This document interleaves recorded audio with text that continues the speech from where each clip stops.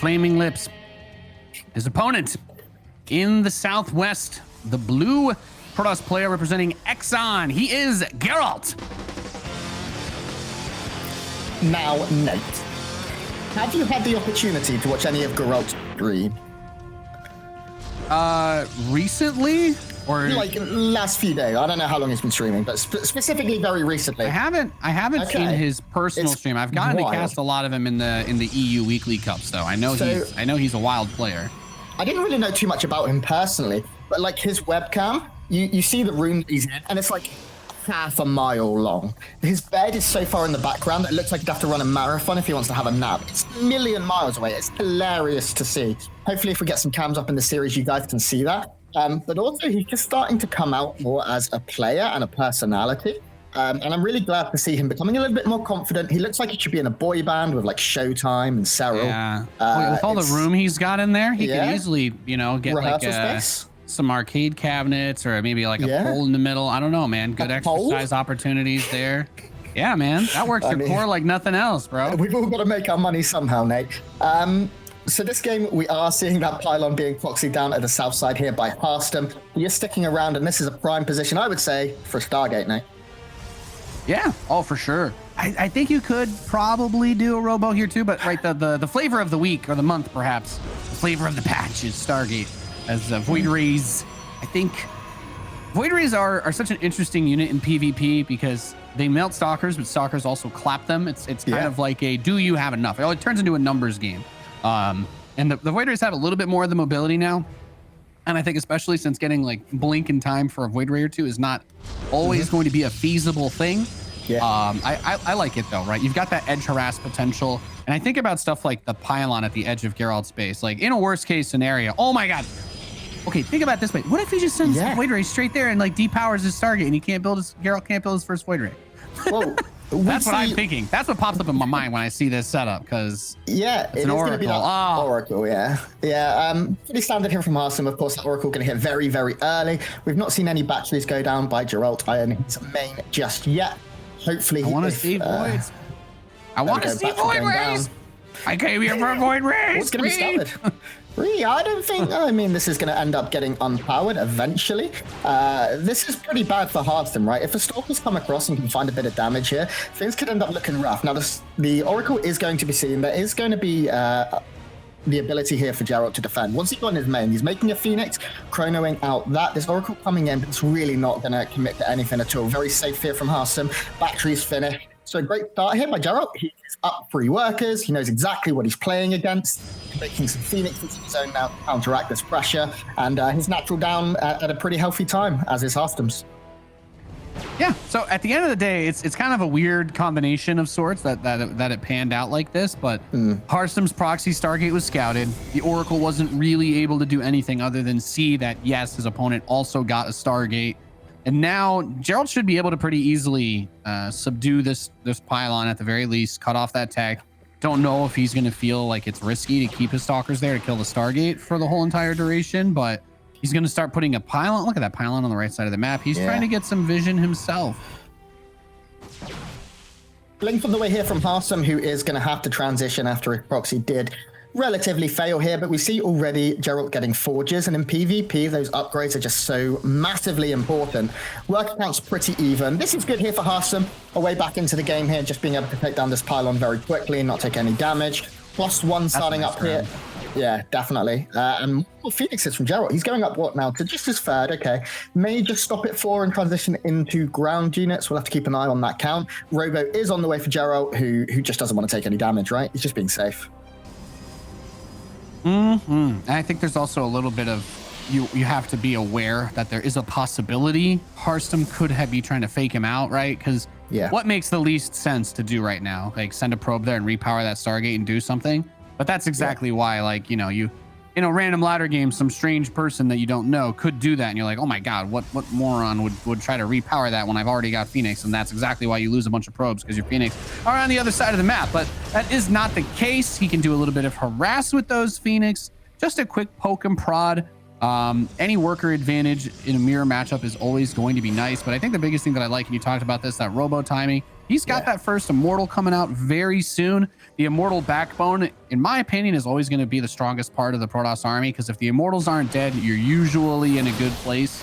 And then the tech transition, the follow-up usually turns into charge lots, maybe archons, although disruptors have made a big comeback in this matchup. I feel like I've seen more disruptors in the last 3 months than the last 3 years after the first time that they nerfed them. But yeah, it'd be interesting to see where he decides to go with this, because this is a lot of damage. 9 probes have now gone down in total here for Harstem. He is down a couple of workers. The immortal count is growing at the other side of the map. Harstem is only on stalkers, and sure, he does have blink. If he can blink on top of an immortal away from a battery, there's the potential to take it down quickly. But +1 going to be finished for Gerald pretty quick here. Harstem's only halfway done, and Harstem continuing to lose a few workers, but he's pushing out here. Do you think he can find any damage, Nate?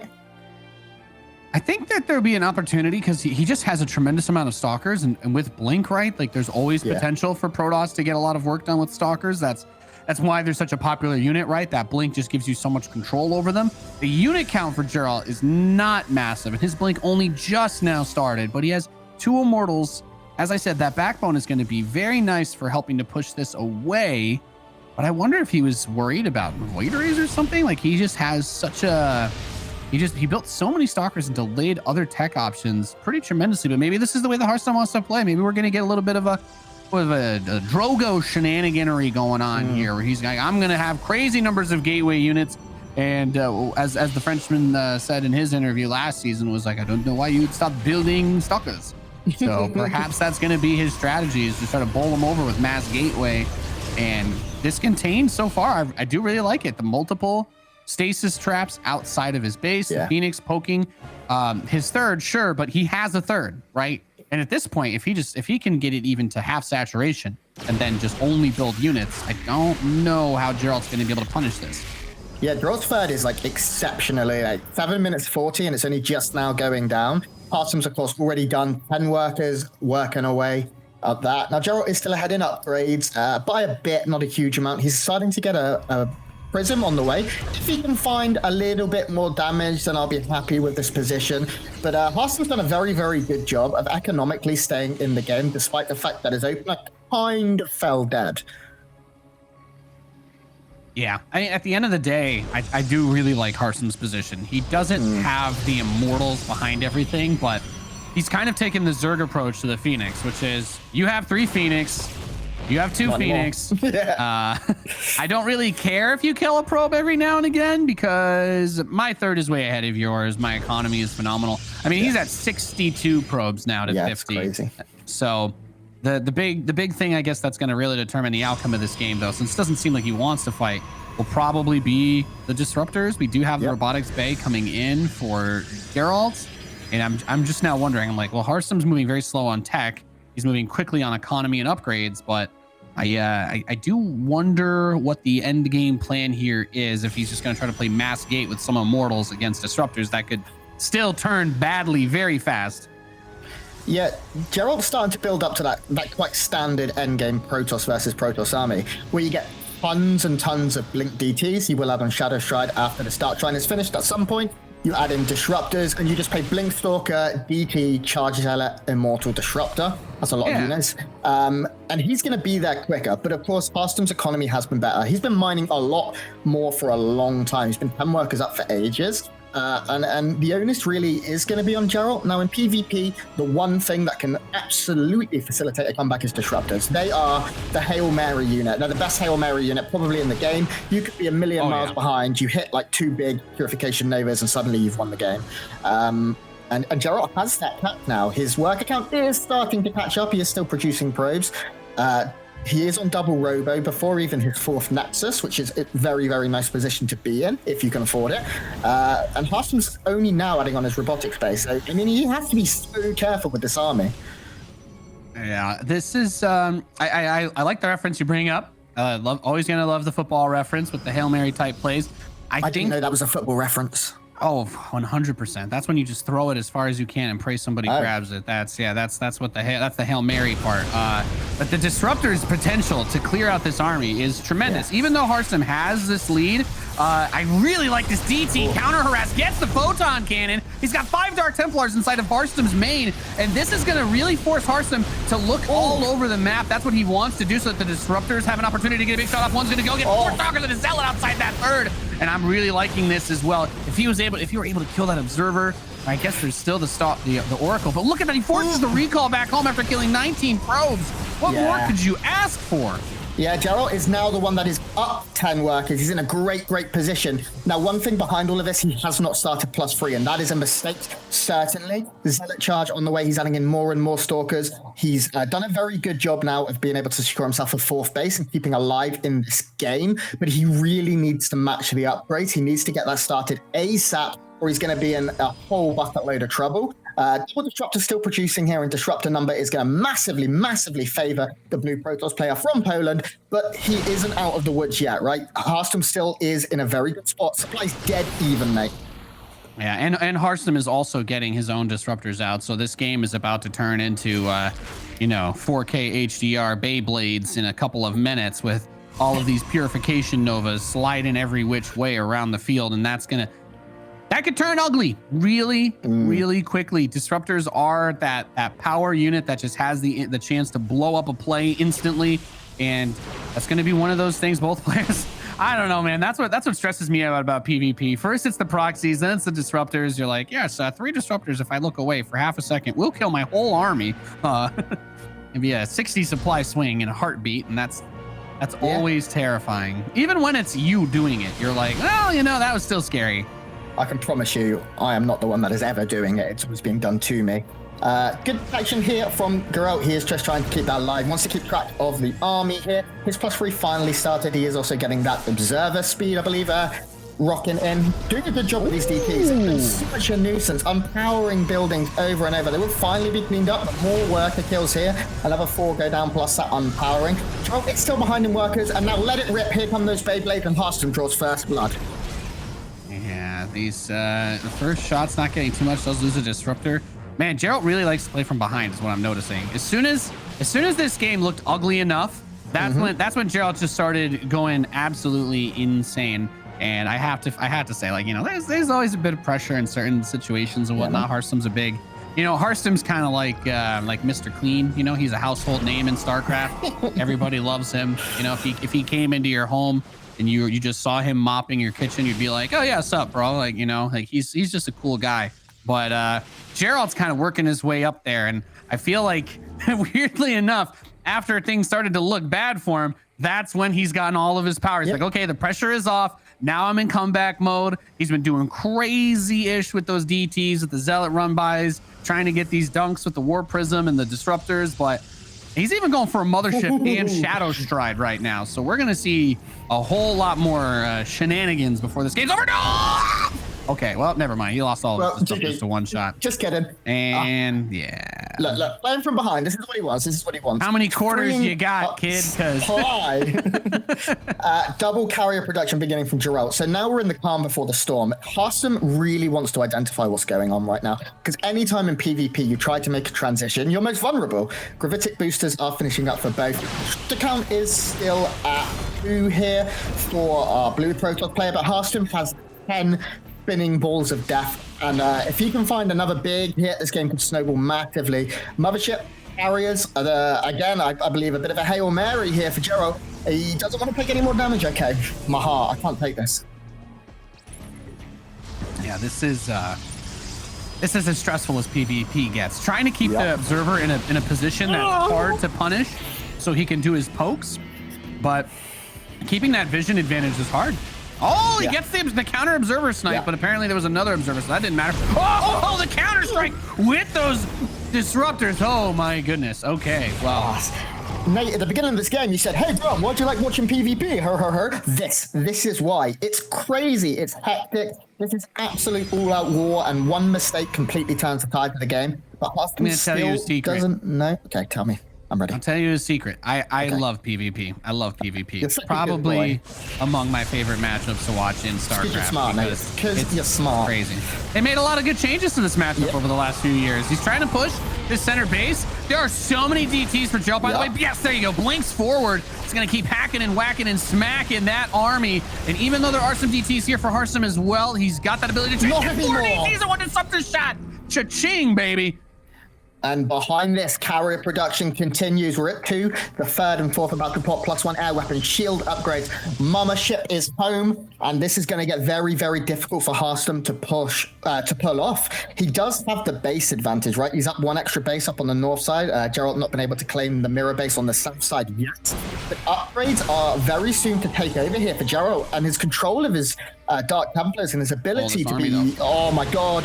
He went looking for the DTs, but he actually was the one that got counter ganked as his army gets cleaned up on the east side. That little portion, especially the Archon, the more expensive units getting grabbed. Mama Ship is up top to provide a little bit of that protection with the cloak. Of course, there are observers and photon cannons here, so it's not really having the mega impact, but Gerald's DTs are onto the stalkers, and Harstem is being bowled over on the east side. He's having a tremendously hard time holding his back. The carriers hiding behind the cloak of the mothership as the stalkers approach from the west, and that disruptor shot gets a huge blow onto the army of Harstem. Yeah, Harstem's in a lot of trouble. He couldn't get his army in the center of the map into the fight. The mothership and the disruptor zoning a good 15 stalkers for a long time. And now mothership and her friends are firing down damage on all of Harstem's army. Nice little time warp there to make sure those workers have a very slow day. Goodbye, Sentry. You've had a good run. And now Gerald is up 40 supply. He's taking better, more intelligent fights, and Harstem is in a whole world of trouble. He has to have a big disruptor here. He needs something big. Because Gerald's got the high ground, and I mean, we're talking about Star Wars behind this, but it's looking pretty rough here for Anakin Harstem. Yeah, Gerald just picked off 2 disruptors as they were coming out of the robotics facilities for Harstem. But I look at this bank, I look at the supply. Yeah. I consider the fact that Gerald, he really did not take any damage the one time he was attacked past that 10-minute mark, and he's got his southeast base set up. Harstem does have a DT in the northwest, but the scales of economy are tipping incredibly far forward in Gerald's favor, especially with how annoying this mothership's been. In that last fight I was watching from Harstem's vision, he was actually not really able to shoot at the majority of his army that whole entire time. Oh, God. Oh, well. Ooh. Dark Templar, man. I love him. This I love to see this. GG. Wow, Gerald taking game 1 with peak, right? We can't say anything otherwise. The DTs just found so much. He's so good with them, and the transition came at a perfect time, and a big win here for the Polish Protoss player. That was awesome. That was really well played. Game. That was a great map to watch. You know, we're going, so it's kicking us back, of course, to the lobby as we get ready to join the next game. But I'm looking at the chat that we were in before the game started, and the last thing Gerald said, the last thing that was said before the game started was Gerald posted the probe emoji, pylon emoji, and then 5 cannon emojis. And what I think he was trying to say is, if you're going to build 5 cannons at your northwest base, you need more than 1 pylon. It was not actually a cannon rush. He was literally predicting how that game would end with 5 cannons being powered by a single pylon and getting sniped tragically. A man that can see the future from Poland. He's a wizard. Well in this event. He's a wizard. Mate, last I checked, official DreamHack rules do not require you to be human. You know, to be a muggle to play. You don't you can be a wizard. You can be a wizard and play. Yeah. I believe actually the head of the tournament did confirm there's also no requirement that you're human. So if you have a golden retriever who can play StarCraft, please sign him up for this tournament, get your movie deal, make your millions of dollars. I've already got the title. It's called E-Gaming Bud. And that's there you go, guys. That's it. That's all you need. That's all you need. Know you have a golden retriever. Is this a sign of things to come? Right. Are you preparing us? He plays Protoss. He's 4,300 MMR. Like, he's climbing his way up, you know? He's climbing his way up. Doesn't surprise me. Even dogs can cannon rush. It's not hard, people. We are loading into our next map, Eternal Empire. A nice big map here. I believe this was Harstem's choice. And I mean, if the game goes long, Gerald seemed to have the upper hand in map 1. Can he do it again? We're going to find out in just a couple of moments. Oh, that was such a clean game. Such a clean game 1 from Gerald, really. Like, The start of it seemed awkward. I felt like Harstem getting that third base so much faster was going to give him a massive advantage, but just the faster tech transition for him really seemed to give him everything that he would need to come back and win that game. So let's see if this guy can get the series tied up. In the Northeast, the red Protoss player from Team Liquid, he is Harstem.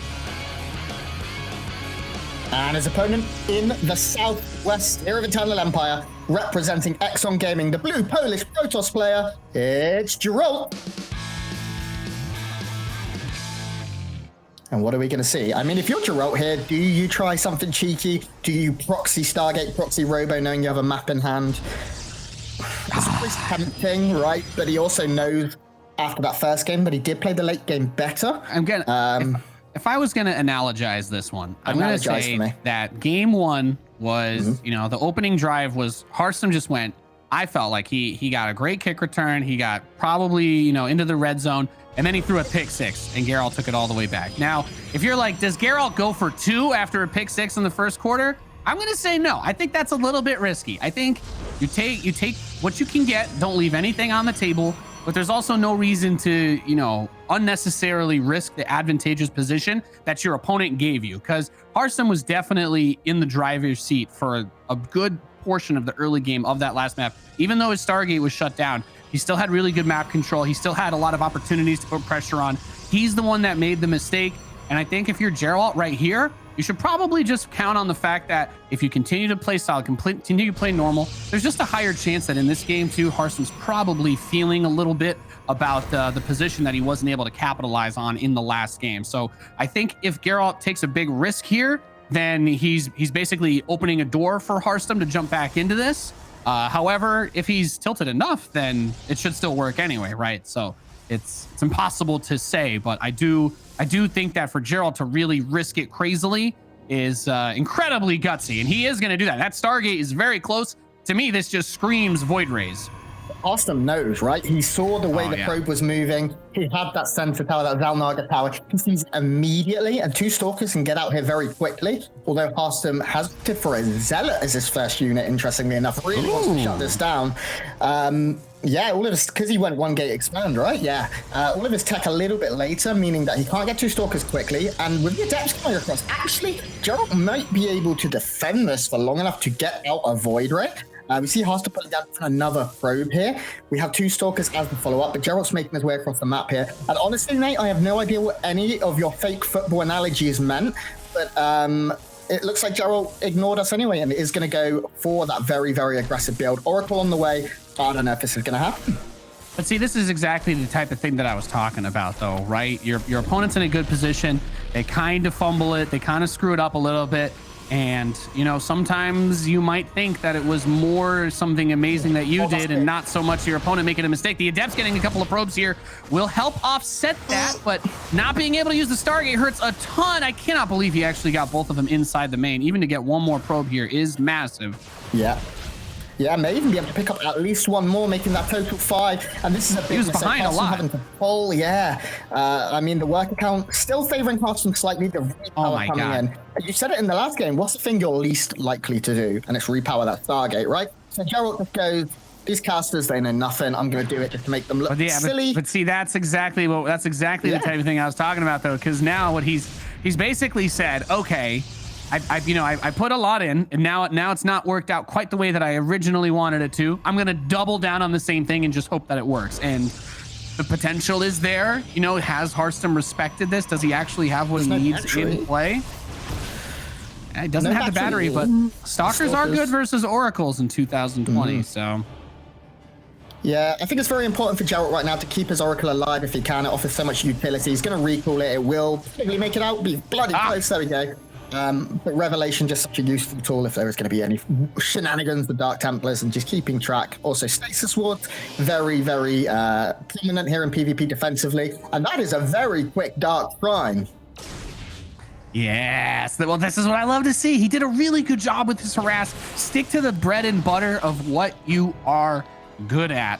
There's been a lot of investment made into this Stargate play. It did not really get him a tremendous amount. If anything, it kind of cause just enough chaos for the Adepts to get in and get those probe kills. If he doesn't get those probe kills with the Adepts, I think we're looking at like almost probably 50 probes for Harstem, because he wouldn't have to cut any economy. He wouldn't have to cut building probes to get his stalkers out. He wouldn't have to stop building the probes because he lost any sort of economy either.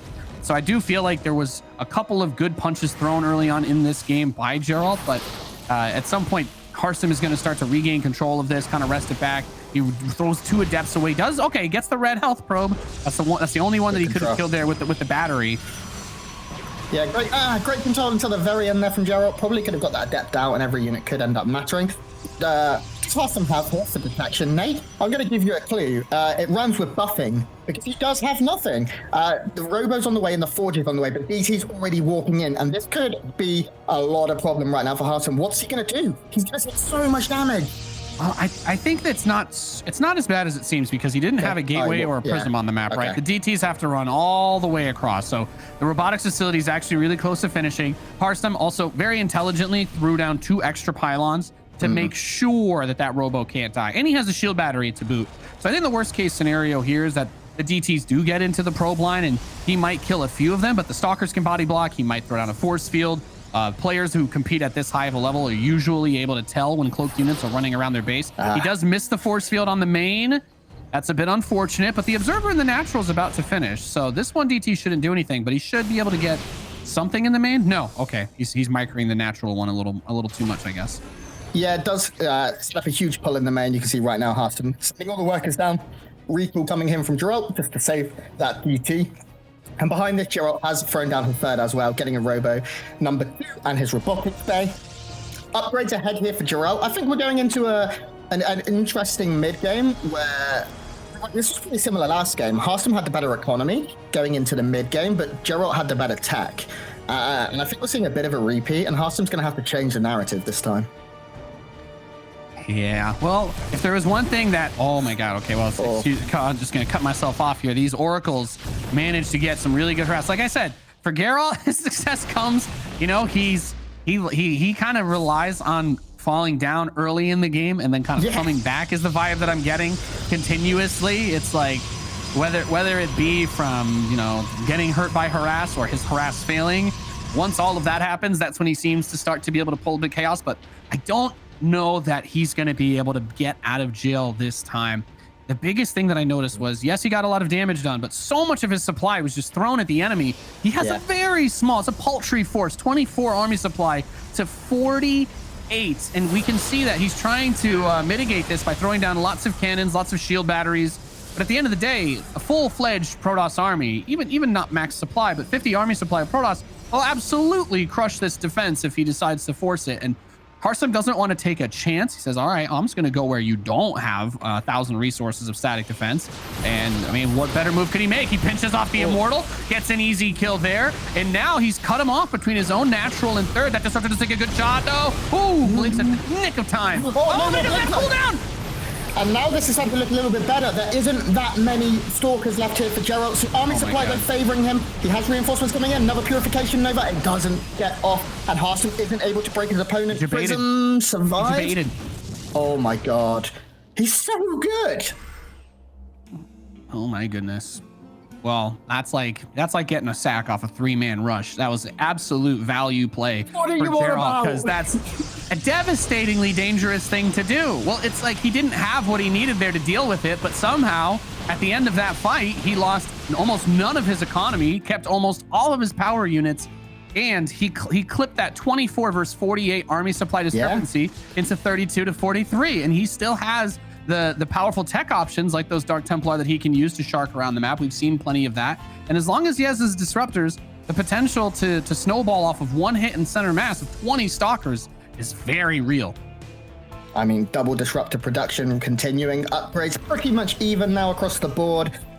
We do have the fourth going down here for Gerald. Harstem has mapped that, but Harstem's in a very forward position, and that scares me a little bit because Gerald has found a lot of damage on vulnerable bases throughout the series, and if he can get DTs there into the third, into the main, all at the same time, it's going to be very difficult for Harstem to hold. For now, though, it does look like we're sort of, once again, we're in the eye of the storm. We've had chaos, now we have calm, and then we're going to have chaos again in just a few moments, I'm certain. This Stalker has no idea what's going on. Died from an invisible disease. Yeah, it's like, I'm just getting chopped into pieces. Just a giant scythe cutting through me, but I can't see it, so I'll stand still. You know, the weird part is that with the way Protoss animations work, like when you see that Zealot whacking at this Stalker, as long as Protoss units have shields, they will never actually see physical impacts on the unit itself until the shields are gone. So the Stalker was actually sitting there, and like it felt all of its shields get ripped to pieces around it, and it's like, yeah, what's going on over here? And then just gets cut in half. And you're like, oh, well, I guess I probably should have done something when I realized that my force field was gone for no reason. Didn't blink away. Has all of that tech. Pan out run, but no, just gonna stand still. Shadow Stride coming in once again here from Gerald, and that's where he found the majority of his success in game one. Harstem is adding on a Stargate, lots of gateways as well, and static defenses everywhere. He doesn't want to take DT damage, so trying to prevent that. I mean, economy is pretty even, 81 to 79 probes in favor of Gerald. Upgrades, again, we said very, very even, both completing within just a few seconds, about 15 seconds apart here. It's going to come down to those disruptor hits. We're going to have a game of positioning, and I'm just going to have to make a lot of noises because it's so stressful. That's okay. That's how you're supposed to cast StarCraft. If it's exciting, there's nothing wrong with getting excited. That's why we do it. That's what makes it fun. The disruptors are going to start to fire a few volleys out, but in the middle of the field, it's very hard to connect those disruptor hits, right? You're going to see the big value hits come when somebody can't retreat, when you can't give up the position because it's too important. It's your fourth or your fifth base. It's where your carriers or something that can't really run away or stuck. But I do like, he's got the DT blink coming in again. He's got the Dark Templar blink, and that's going to give him a little bit more of that versatility with his harass. But perhaps more curiously, the Stargate is much later this time around for Gerald, and Harstem is the one who already has his fleet bacon completed. So we could see the shoe be on the other foot this time as far as the carrier/Tempest interaction goes. I like Tempest, of course, if you're going to be playing against Stargate and you can get them up earlier, but we've not seen that committal yet from Gerald, and Tempests are very, very sketchy units. If the support underneath them runs away, or you know, they're so slow that Blink Stalkers can deal with them in low numbers very, very easily. Mothership, okay, that's what I like to see here from Harstem. Give that support to his air units, and now here comes round one of some invisible teleporting boys. Harstem's going to have to deal with this very quickly because I can promise you Gerald will be blinking on top of all of those cannons and trying to shut them down. So many, though. Oh, no. Yeah. Oh, good pick off there. Grabs the pylon, depowers. He's been an ace with these DTs. Now, the shield battery is there to help, but that is not an overcharged shield battery, so its capacity is limited. He's going to be able to kill it before the recall. That still burns the recall cooldown. This means Harstem is going to have 2 minutes now where he cannot recall his army without a mana ship, and that does open up other expletive opportunities here for Gerald to continue to bring the pain. Yeah, Gerald now, he's playing with the fire. Oh my god, that blink back was so risky. Continuing to trade Beyblade shots, but nothing really connecting here. Gerald definitely finding some nice damage. Getting that base on the north side will mean his economy a little bit better for a while, mining about 600 minerals more. But I mean, right now it's just a game of who's going to make a mistake. Oh god, oh god, oh my god. Dangerous. Yeah, the biggest thing that stands out to me here is that Gerald continues to find ways to bring harass and also jockey for positioning in the middle of the field. Yeah. Whereas Harstem, we hardly have been able to see Harstem, much like in the last game. He had one good attack around that third base timing, and they got smacked down kind of both times. And it happened again in this game. And now Gerald continues to force multitasking and extra static defense, where Harstem has not really been able to apply pressure to Gerald. He's making it easier for him to make his decisions, to make his moves, and for the most part, he's just saying, oh, I kind of hope Gerald just kind of mechanically screws up and lets me blow up his whole army at this point, because he has nothing even on the way. He doesn't even have anything in the oven to deal with just the ever-growing economy of Gerald. Resources lost, slightly favoring Harstem here, but really only a couple of percentage is in it. Gerald is now adding on a mothership and Tempest of his own. +3 on the way for Gerald, a lot slower than Harstem, who is heading up. Please stop doing that, my heart can't take it. We do have purification novas coming back and forth from both players, neither one of them getting massive hit, Harstem maybe having slightly better of it so far. Oh god. Okay. Yeah, I mean, it only gets more awkward from here. So many disruptors, the mothership to help make it harder to actually accomplish anything against this army. Good grab on that disruptor, though. And here's what I'm wondering. Okay, so after all of the discussion about Stargates, by the way, it didn't really end up giving Harstem much of a lead in the air. No. He just had his mothership out earlier. Is pretty much the beginning and the end of it. It's 3 Tempests. There's 2 Tempests out. Okay, now it's 2 Tempests on each side. So it's not like he leveraged the faster fleet beacon into anything of significance other than just having that cloak. But with disruptors, you don't need to be able to see the enemy units to kill them. So I feel like Gerald kind of lucks out in that way, because I definitely felt like the threat of the carriers really did make that last game so much more stressful for Harstem. But he didn't want to try to do something like that this time around either. Aggressive blink here. The mothership will go down for Harstem. Get your -400, -400. We do see some Revelations trying to keep track of the army here. Supply still very, very even. Tempest joining the fray now also for Gerald, who is continuing to produce 2 at a time and getting high numbers. We see blink forward after blink forward. I mean, we're still in the position right now where it is anyone that makes a mistake will lose the game. Both players have to remain focused 100%. One thing we haven't seen from Harstem is any attempts at aggression, right? Like run-bys or a prism or anything. He's had to sit back a lot, where Gerald has been generally a little bit more aggressive, I would say. And I would like to see Harstem get a prism out somewhere and try and find some damage. Yeah, that's what I've been saying, man. I'm like, I just want to see him apply pressure to a second spot so that it's not so simple for Gerald to just focus entirely on the primary army. And his DTs as well, getting tagged earlier, did make that tricky, because I think what he wants to do is blink all those DTs straight into the disruptors and just like insta-give them. I believe that is what he's trying to do. But kudos to Harstem for the very large cannon battery wall that he's put up with this force to make it a little bit easier. But Harstem, he is now under pressure from all sides. The disruptors the stalkers blinking in, the disruptors moving through, and the DTs do blink onto those disruptors, slaughtering them along with this base. I don't know why Harstem sent all of his stalkers so far away. It was a very risky move. He knew the positions of the army, and now all of a sudden, Gerald picks up a great fight. He picks up 40 supply in a heartbeat. He's killed so many Tempests. There must be some harass that we just missed in the middle of all of that, because that's literally what I've been talking about this whole game, is that Harstem's been basically looking at the big fight while he deals with harass. And Gerald has not had to look back at his own base for any reason other than to just build pylons and, other normal Protoss things. Yeah, I mean, both of the robos for Harstem down here on the low ground are going to end up getting sniped. That means no more. Gerald's a god, man. Is there any damage? Yes. This is it. What an impressive series. What an impressive series from Gerald. I don't know that Harstem has what he needs to actually save his production. And also other problems to consider are that, he's still got this mothership here, plenty of stalkers. If he gets rid of the observer, then he just can't kill anything with all these zealot warp-ins he's trying to do. Yeah, that's it. GG.